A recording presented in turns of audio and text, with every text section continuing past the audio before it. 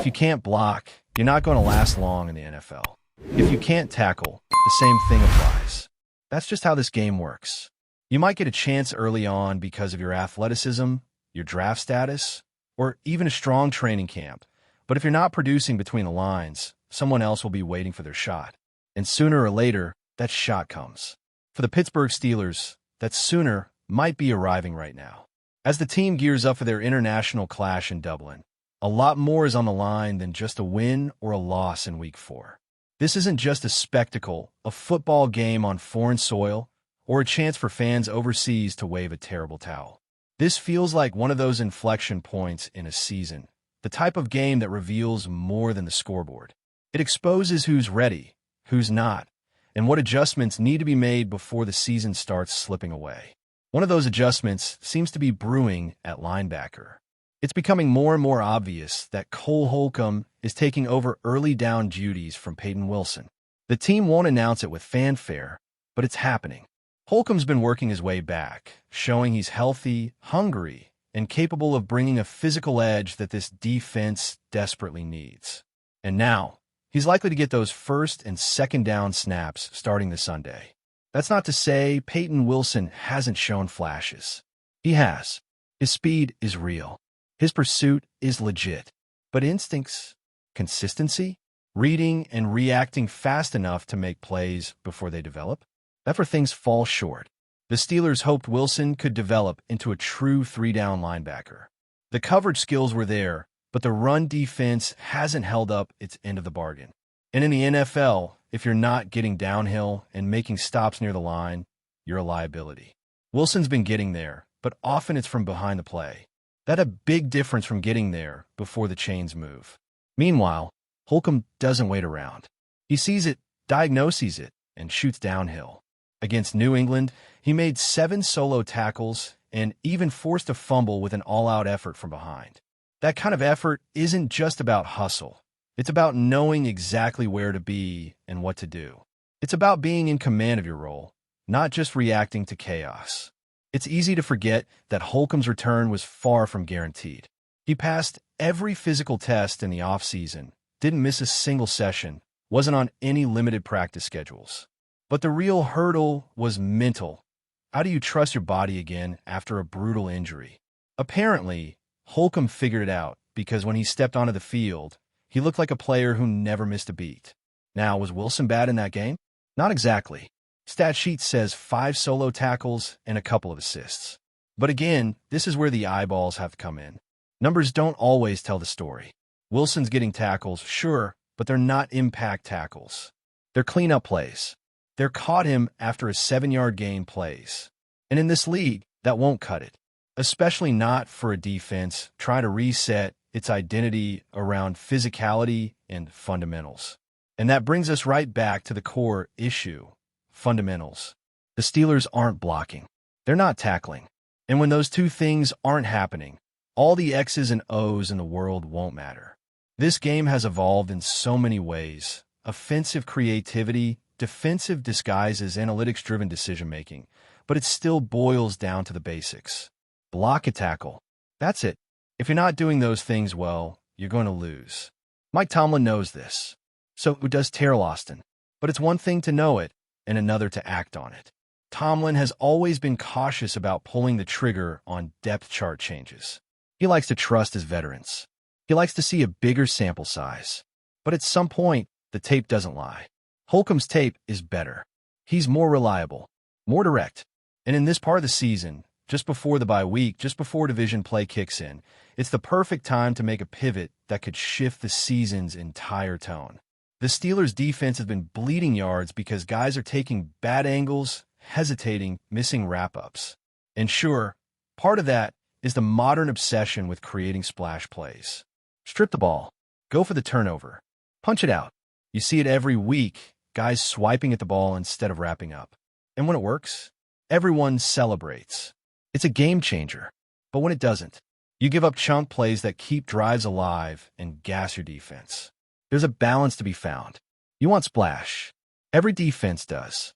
You want to flip the field, create momentum, and give your offense a short field. But you also need to make sure that the basics are handled first. And right now, Too many guys are trying to make the highlight reel instead of securing the fundamentals. You can't create turnovers if you can't stop the ball carrier in the first place. This is where Holcomb can bring some stability. He's not flashy, but he's effective. He's not trying to do too much, just enough. And that might be exactly what this defense needs right now. Someone who can slow things down, read the offense, and meet the runner where he's supposed to, not 5 yards downfield. It might not make SportsCenter, but it gets the defense off the field. And at the end of the day, that's what matters. It's also worth noting that this isn't the first change being made. Caleb Johnson made a critical mistake on special teams, and that was enough to cost him his spot. That's how fast it can happen. One blown play, one missed assignment, and you're out. Because this coaching staff knows that in close games, and the Steelers only play close games, those small mistakes add up fast. You can't keep trotting out guys who aren't executing, no matter how much potential they have. So now, in Dublin, on the international stage, we're going to see a Steelers team that's tweaking its formula. Not overhauling it, just adjusting the pieces that aren't fitting right. Holcomb is in. Wilson takes a step back. Maybe temporary. Maybe not. That's up to him. But if he wants back in, he's going to need to show more than speed. He's going to need to show discipline, awareness, and trust. Not just from the coaches, but from his teammates. Because when the ball is snapped, trust is everything. And when you zoom out from this specific situation, you realize that it's a pattern across the roster. Young guys get a shot. Some grab it. Some let it slip. And the coaches watch it all unfold. That's why this game isn't just about winning in Ireland. It's about setting a tone for the rest of the year. Who's rising? Who's fading? Who's putting in the kind of work that shows up on film, not just in practice? For a defense that's been inconsistent, for an offense that's still trying to find its footing, and for a coaching staff that's under pressure to make this season count, these decisions carry extra weight. The bye week is right around the corner. Division games are coming. The time to fix things is now, not later. Later might be too late. There's something about a change in scenery that makes decisions feel a little clearer. Maybe it's being overseas, away from the routine, away from the noise back home. Maybe it's the symbolism of taking a step outside the usual, to see things for what they really are. And for the Steelers, this trip to Dublin might just be the reset button they've been needing. Because when you strip away the pageantry, the travel, and the novelty of playing football across the Atlantic, what you're left with is a team at a real crossroads. This isn't panic time, not yet. But the signs are there. The first few games of the season have been messy, full of miscommunication, poor execution, and the kind of mistakes that separate playoff teams from pretenders. The margins are razor thin in this league. You can't survive if you're not sharp. And the Steelers, right now, have been anything but. But here's the thing. Teams don't have to stay stuck in their flaws. They can evolve. That's the beauty of a 17-game season. There's room to grow. And for this team, that growth needs to start with accountability. Players who aren't getting it done are already starting to feel the heat. It's subtle now. Snap counts shifting, role changes being hinted at rather than shouted from the rooftops. But it's happening. The message is being sent. If you're not pulling your weight, you will sit. No matter your draft position, your age, your potential. Production matters. And nothing makes that clearer than the Holcomb-Wilson situation. It's not just about linebacker rotations. It's about culture. Because when a team allows underperformance to go unchecked, it spreads. One player misses a tackle, no consequences. Another guy blows an assignment, still in the starting lineup. Pretty soon, the standard starts to slip. And when the standard slips, so does the team. But the reverse is also true. When effort is rewarded, when execution is demanded, when players are held to account, that's when teams start to find their edge. That's when they start becoming something real. The Steelers are at that point right now. They can't afford to coast, to wait, and hope things fix themselves. They have to make the hard calls. And not just on defense. The offense, too, has been plagued with inconsistency. Missed blocks, misreads, a lack of rhythm that's become far too familiar. The coaching staff can say the right things, can talk about execution and details, but at some point, the personnel decisions have to reflect the urgency of the moment. If someone isn't blocking, they need to be replaced by someone who will. If someone can't stay on their assignment, they need to sit. Simple as that. And that circles back to what kind of team this is going to be in 2025. Because potential means nothing without accountability. It's not enough to say you have talent. You have to show it. You have to deliver. That's what separates the elite teams from the ones that just hope to get hot in December. The Steelers, like always, have the pieces. There's talent on both sides of the ball. There are leaders in the locker room. But leadership only matters if it leads to change, if it leads to growth. And in football, growth usually starts with fundamentals. You hear coaches talk about it constantly, and for good reason. You can't scheme your way around bad tackling. You can't game plan your way past missed blocks.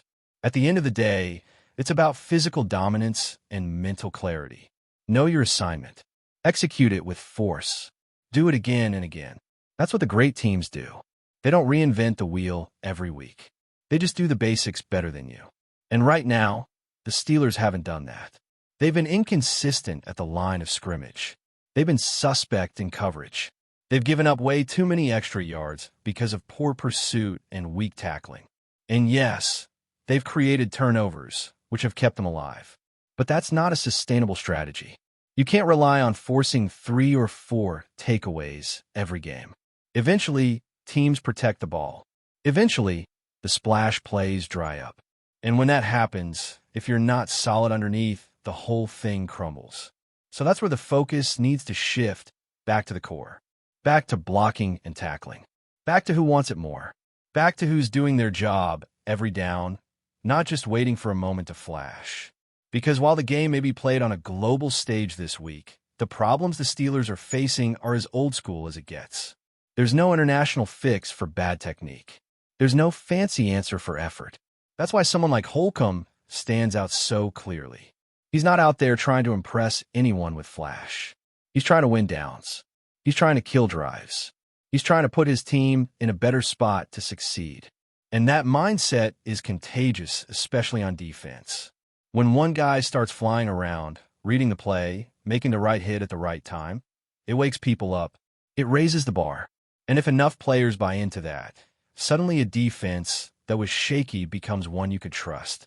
It's the same on offense. Consistency breeds confidence. A running back gets to the second level not because of a new scheme, but because someone held a block half a second longer. A quarterback gets time in the pocket because the left tackle didn't give up the edge this time. It's not magic. It's repetition. It's execution. That's the stuff that wins games. Not tweets. Not talk. Just doing your job when it matters most. And the most fascinating part about all of this is that the Steelers still have time. This season isn't lost. Far from it. A win in Dublin would bring them back to a manageable position in the standings. The bye week follows, which gives them a chance to regroup, to self-scout, and to make even more adjustments without the pressure of game prep. Then it's back to business, with divisional matchups that will define the stretch run. So yeah, there's still a road to relevance. But they can't afford to keep making the same mistakes. But before we dive in, don't forget to subscribe to Steelers Nation Central and hit the like button on this video.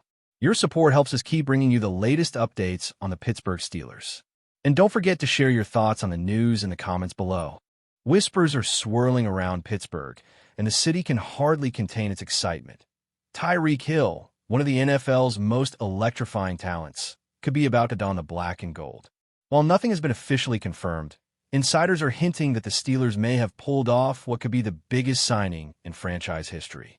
Hill, known for his blazing speed and game-changing playmaking, would instantly transform the Steelers' offense, giving quarterback Kenny Pickett a weapon that defenses simply can't ignore. Steelers fans are already dreaming of long touchdown bombs and highlight reel catches at Heinz Field. The buzz is that Hill's arrival could elevate Pittsburgh from a team with potential to a serious contender in the AFC. His combination of speed, agility, and deep threat ability is unmatched. And if the rumors are true, the move could signal the Steelers' intent to aggressively chase a Super Bowl window. Analysts are speculating that this signing would not just be a boost on the field, but a seismic shake in the league, forcing rival defenses to rethink their game plans entirely. Of course, the NFL rumor mill is always full of speculation, but sources close to the team have reportedly described negotiations as intense and moving fast. Fans on social media have already started celebrating, imagining Hill in black and gold, streaking down the sidelines for countless touchdowns. Could this be the year the Steelers finally return to the pinnacle of the league? If Hill's signing is real, it would certainly make him the crown jewel of a franchise that has always prized its defense, but is now ready to embrace a new offensive era. For now, the city waits with bated breath. Tyreek Hill in Pittsburgh could change everything, not just for the team, but for the entire NFL landscape. And while the official word hasn't dropped yet, the rumors alone are enough to make Steelers fans believe history is on the horizon. That's it for this update. If you enjoyed the video and want to keep receiving exclusive news about the Pittsburgh Steelers, make sure to subscribe to Steelers Nation Central and give this video a like. We always look forward to hearing your comments and opinions. See you in the next video.